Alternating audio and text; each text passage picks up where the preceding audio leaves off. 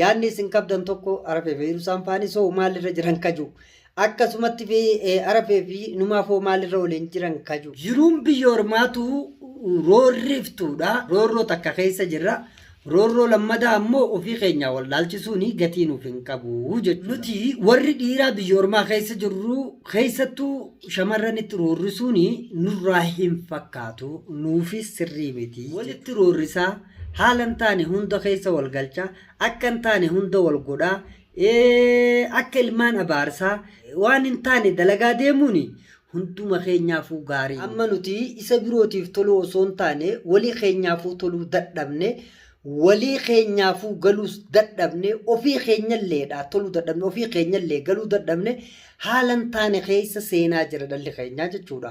Assalaamualaikum warahmatullahi kasih kana. Ndak usah ya. Makirta. Jirtu daawwattoota hordoftoota keenya shabaa akkam jirtan bakkuma jirtaniin nageenya rabbii guddaa isin bira haa jiraatu. Egaa har'a gamtee isaa waliin taa'aa jirra. Gamtee isaan haasawaa jira baga gammaddan baga walumaanuu gammanne isiniin jenna.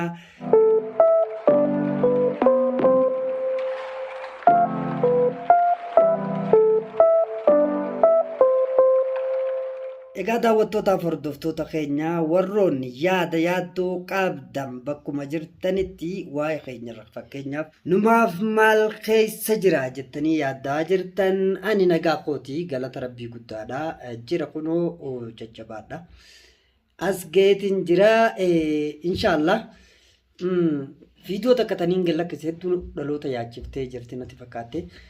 Haalan taane hundaa keessatti nuumatu argama baay'ee salphanne yaa sabaa dirmadhaa nu dadhabne harka nu qaba dirmadhaa nu daddafaa yaa sabaa harka nu qaba. Garuu maali? Isin san nu yaachisuma qabdi haala nu keessa jirrutu akkasi haalli nuti keessa jirru akkasi jechuudha. Kanaaf viidiyoo sanillee maree isinii gadhiisuu danda'ee inshaallah isinii rabbiitiin numaaf nagaa qaba. Warri naaf yaaddoytanis ani nagaa kootii bakkuma jirtanitti nageenya rabbii guddaa isin biraa jiraatu jaalaltii oromummaa agartee tahaqummaa tarabbii isin bira haa jiraattu isinin jechuu barbaada. Anis isinin jaaladha isinillee akkana jaalattan abdiin qaba. Alhamdulillah galata rabbii guddaa ani nagaa kootii dhugaa dubbii keessa seennee jirru dubbii akkami dubbiin san dubbii laaftumo jabduudha warri jettani dubbichi dubbii jajjabduudha dubbii jajjabduugaa rabbi haa laaffisuu. Wanti jira haalli uummatni keenya keessa jiru walumaa galatti nama yaachisa yaaddoo guddaa namatti tahaa jechuudha. Fakkeenyaaf dhalateenya tana idduma jirtu yeroo ilaalan qilleensa kanarratti haala deemuu fi haalli lafarra deemu haala akkaan ulfaataa fi akkaan nama dhibu jechuudha. Kuni nama yaachisuu qaba jechuudha. Kanaaf na yaachisee haala jiru hundarraa akkaan ta'uuf akka ofiin fedhan qaama ofiirraa hun harkatan jaanii silaa'u miire yaaddoorraa kaniin qabu waan sanillee sirbaan xiqqaa san achirratti viidiyoo san waliin haala deebooliin itti yaaddee hanga san tolchee gadhiise. Inshaallah isa fuulduraa ammoo rabbi haa qaceelchuu. Nama gaggaarii fi gartee haalota dansaa nama gammachiisu dhaloota keenyallee warra waan gaggaarii hojjetu rabbi haa godhu. Wanti silaa nu keessa jirru haalli nu keessa jirru haala akkaan ulfaataa akkaan hamaadha. Haala kana hunda gaa rabbi nurraa guutee rabbi gartee dhalateenya tanaas nu qaceelchee warra gaggaarii hojjetu rabbi nu haa godhu. Warra bakkuma deemu wal iyyisiisu hammeenya daba rakkoo salphina honga hin qabne hojjetaa deemuu miti nama of beekee keessatti akkumti keessa jirru kunu akka rakkoo ta'e beekee jabaatee irratti hojjetu rabbi nu haa godhu. Kanaafuu bakkuma jirtanii du'aa nu godhaan isiniin jaa dhalatiyya isiniin jaaladha akkana jaalattan abdiin qabaa inshaallah isinni rabbiitiin ani gama kootiin nagaan qabaa. Sirbi baasisanii yaa sabaa yaa sabaa yaa sabaa yaa sabaa yaa sabaa nurakkanee faffacaanee dirmadhaa dafaa harkan qaboo. Kajuu haalota nuti keessa jirru kanarraa kan ka'e jechuudha. Akka nuti keessa jirru akka badii wal balleessuu hamme maraatummaa namni kun fayyaa dhabee jechuudha. Haalan taane keessa seenuu kanarraa akki taanu dhabne egaa waluma keessa jira namni keenya fakkeenyaaf warroonni waa hubataniis beekumsa qaban dandeettii qaban waanuma hundaanuu jechuudha. Dhalatana dura dhufanii fuula dura bu'anii qaceelchuu qabanniin dhalli teenya tun bakkuma hundatti taanis faffacaatee rakkachaa haalan taane keessa mudachaa haalan taane wal mudaa wantoonni lafa tanarratti dalagamaa takka lama jee wantiin isinii kaasun jiru na caalaa hubattanii sooshaal miidiyaa kana hordoftanii maal arkaa jirra kajennu yoon isin gaafadde malee wantiin isinii himuu hin jiru jechuudha bira. Kanaafi akka dhalli teenya tun faffacaatee bakka hundatti silaa akka ilmaan jawwee faffacaanee jirra rabbi gartee yoo dilii teenya taates dhiifama nu godhee karaa nu deebi'ee walii jechuun biyya teenya irratti nagahaan jaalalaan gammachuun riskii milkii bilisummaa rabbi nu haa deebisu.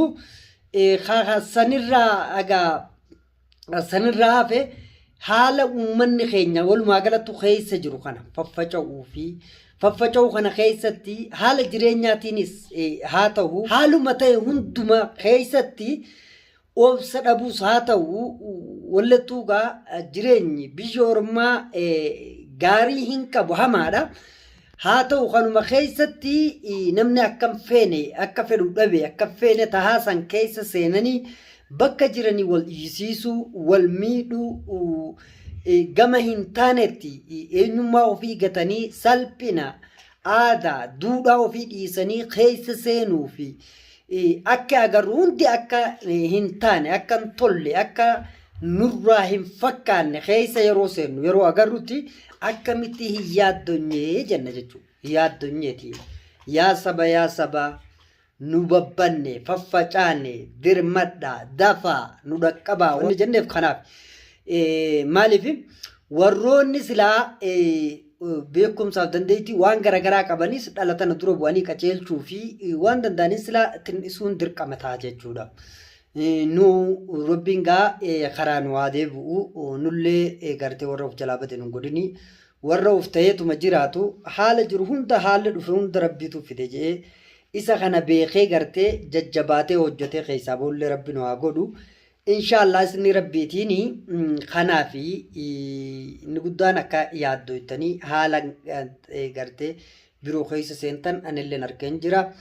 Kun immoo waanuma nu keessa jirru inni immoo nu yaachisuma qaba. Kanaaf rabbi karaa nu haa deebi'u dhaloota keenyaas ka bakka deemutti warroorrisuu waan hin taane walirratti dalaguuf haala hin taane keessa wal naqee jiru kanallee rabbi nuuf haa qaceelchuu nuuf haa tolchuu hamtuu rabbi nurraa qabu bakka jirtanitti isinillee nageenya rabbii guddaa jaalaltii oromummaadhaa tarabbii guddaa ataaqummaadhaa san isin bira haa jiraattu jaalalti teenya bakkuma jirtanitti onneerraa kaate isin haadha qabdu isiniin jecha ani numaaf nagaa kootii galata rabbiitii jira kun as gaheetiin jira isinis baganaaf jiraattanii baga keenya taatanii teenya taatan jechuu barbaadeeti inshaallah walumaa galattu haalli gaa jiru haalumaan isinii hime kana anilleen kanumarraa yaaddaheetiin waan san sirbaa gas jebusanillee yaaddumati jeebsachuuf je'e inshaallah nullee warra gartee wal qajeelchu wal dura bu'ee gartee haalan taanirraa haala ta'utti wal qajeelchu rabbi nu haa godhu.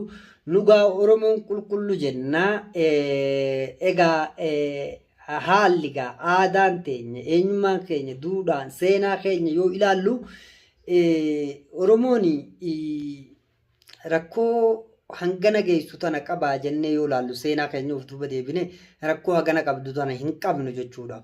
Inshallah Oromoon waliif osoo hin ta'in isa birootiifuu isa tolu jechuudha.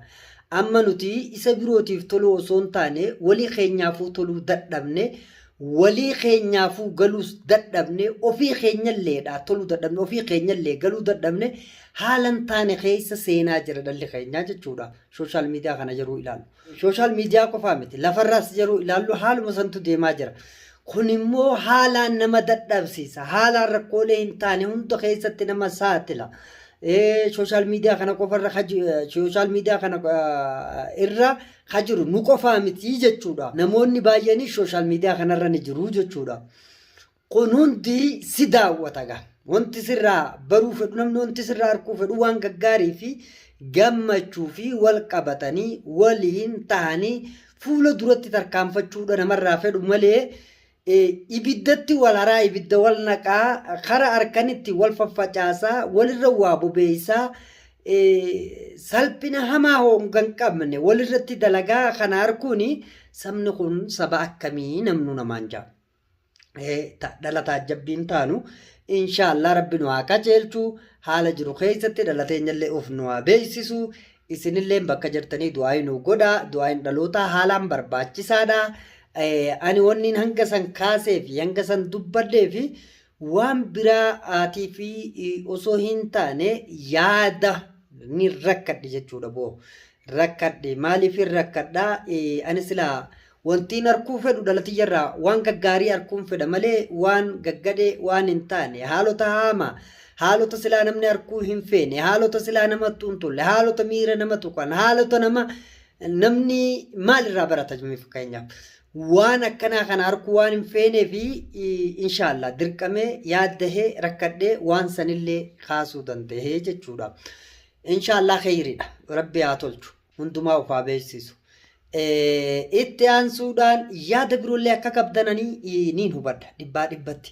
Yaadni isin qabdan tokko arafee fi hirusaan faanis hoo maalirra jiran kaju akkasumatti fi arafee fi numaaf hoo maalirra waliin jiran kaju isa kanammoo ani wantiin fedhu isaanuma hundarraa wal qabatanii hundi isaanii waliin nagahaan gammachuun jaalalaan waliin jiraachuu qofaan isaanirraa fedhaa jechuudha. Kanaaf dhiifamarraa akka malee keessan jira. Kanaan isaanirraa fedhaa jechuudha. Dhiifamarraa akka malee keessan jira. Kanaan irraa fedha yeroo jiru wantiin arafee silaa ilma dhiiraa haala san keessatti qabanii fuula social media kanarratti adamsuu fi adamsanii waan hin taane godhuun ulfaataadha. Miira keessa waan nagalchu qofaa fi haalli sanillee ta'e. Inshallah haa ta'u amma hoo maalirra jiran kajuu isaan waliin jiran jechuudha. Waliin jiranii akkasittiin quba qaba. Kasanirraa fee wanti numaaf isaanirraa fedhu waliin jiraachuu jireenya isaanii fuula duratti tarkaanfachiisuu haalan taane kanarraa if qabanii waan isaan taane dalaguu kanarraa fedha malee wanta birootanii irraa fedhu hin dirqamni ni ani isaa fi anaas harkaa waliin nu geesse dirqama taligaa jiruuf jireenya yookaan akka nama dhuunfatti walitti dhufnee jireenya walii keenyatti walitti seennee osoo hin ta'in dantuma isaaniiti jechuudha. Dantaa isaaniiti. Maal jambultiin duwwasaasa janii gama lamaa qabanii yoo oofne rakkoodha.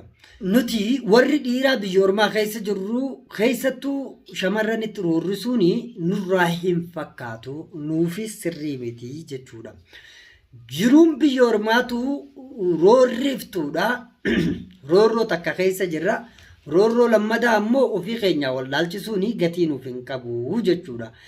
Kanaafi namni kana beeku gaa haaluma jiru kana keessatti walitti roorrisaa haalan taane hunda keessa wal galchaa akka hin taane hunda wal godhaa akka ilmaan abaarsaa waan hin taane dalagaa deemuuni hunduma keenyaafuu gaarii miti. Inshaallah rabbi hundumaahu nuuf haa tolchu. Ani wanni isaan irraa fedhus wanti haala san keessa na galches wanti jiruuf jireenya kiyya kana keessatti sangaan akka dhahamutti gaa rakkadhee rakkoo haamtu tana keessa na geesse harkaan isaas waliin nu buuse bultuma isaatiif malee jireenya kiyyaa fi haala dantaatiyyaa fi osoo hin ta'ini san caalaa itti taane kanaaf hin ta'e jechuu. Kanaaf amma walumaan jirantiin quba qaba. An akkasittiin hubadhaa kan akka hubattanii inshaallah waan jiraataan fiidiyoodhaan isin hubachiisullee yeroo gabaabduu keessatti waadaa isinii seeneen jira. Kan isin hubachiisuun tahaa jechuudha. Amma afanis haalli keessa jirru haalli lafa tanaa san qofaa miti dubbii ulfaattu hedduutu harkaanu qaba. Hedduu harkaanu qabdu tana hunda gaa achis dhanyee asis dhanyee namni biyya ormaa tana jiru namni jireenya ofii keessattuu haalli jireenyaatu rakkoodha. Waa hedduutu jira kana keessa rakkachaa waa ni goonaa yoo jennu waa godhuu hin dandeenyu akkasitti rarrakkannee dhiphannee egaa maal goona duuba boo'icha qofa mudannee jechuudha. Kanaafi hundumaa rabbi nuuf haa tolchu du'aa nu godhaa bakka jirtanitti akkana jaalattan abdiin qabaan isiniin jaaladhaa. Inshaallah isinii rabbiitiin numaaf nagaa qabaa nagaan jirra hundumtu keenyaa nagaa qabna isiniin jechuu barbaadeeti. Haalota hin tattaanee fi wal ijjisiisu wal tumuuf haalota gartee waan hin taane balaa hin taane walitti kakkaa'u maal jettan siirii fi maal kajaan kana walitti goggoduuni. Egaa amalli kun eessarraa dhufe kajuu eessarraa akka dhufe anu waan beeku tanallee rabbi nurraa haa qabu dhalateenya tanaas rabbi haa qajeelchu an kanumaan jechuu barbaada. Kana caalaa wantiin jechuu fedhuu hin jiru jechuudha. Akkasii daawwattootaa fi hordoftoonni keenya bakkuma jirtaniin nageenya rabbii guddaa isin biraa jiraatu. Nagaan naa turaa baay isiniin jechuu barbaadeeti. Assalaamu alaykum warahmatullaahi wabarakaatu. Kana caalaa waan hin qabu nagaan naa turaa teekni rabbii isin biraa jiraatu isiniin jaa baay dhaloota koo.